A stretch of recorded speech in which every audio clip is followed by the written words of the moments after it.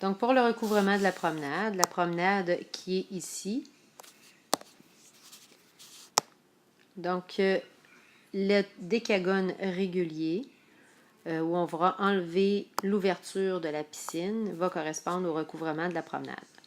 Les données qu'on a, c'est que l'antidérapant, donc un contenant d'antidérapant couvre 200 mètres carrés, présenté en taux évidemment, et que le coût d'un contenant coûte 250 $. Évidemment, ce qu'on doit comprendre ici, c'est que le contenant est vendu évidemment complet. On ne peut pas acheter une partie de contenant, donc 250 $ par contenant.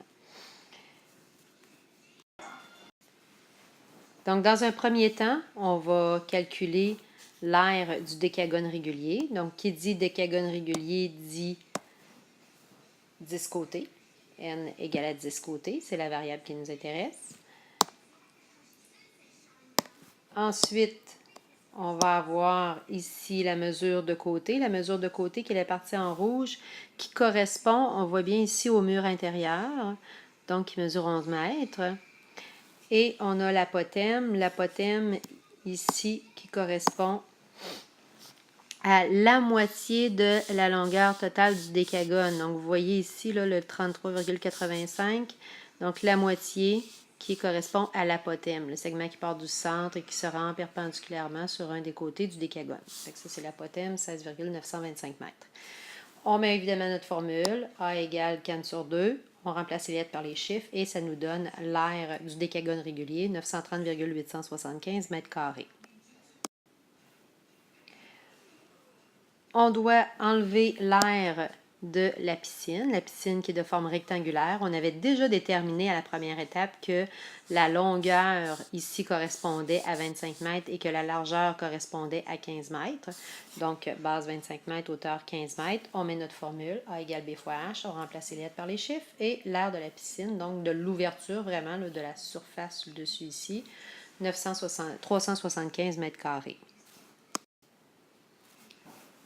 Donc, pour trouver la surface correspondant à la promenade, on devra faire l'aire du décagone régulier moins l'aire de la piscine, de l'ouverture de la piscine. Donc, l'aire de la promenade, l'aire du décagone régulier moins l'aire de la piscine qui correspond à 555,875 mètres carrés.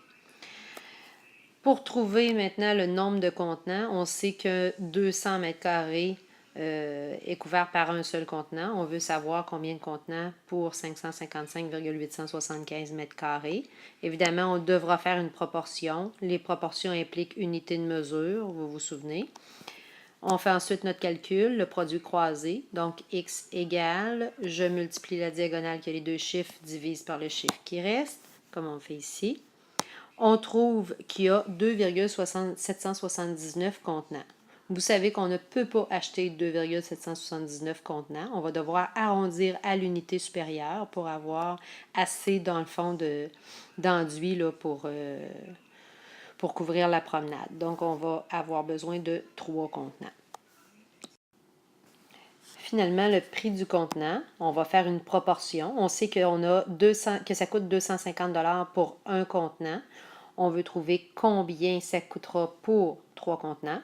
C'est proportionnel. On fait notre proportion. On n'oublie pas nos unités de mesure, très important. On fait notre calcul, notre règle de 3. On se rappelle, on multiplie la diagonale qui a les deux chiffres, divise par le chiffre qui reste, et ça nous coûtera donc 750 $ pour enduire un antidérapant sur la promenade. Donc, ça clôt le recouvrement de la promenade.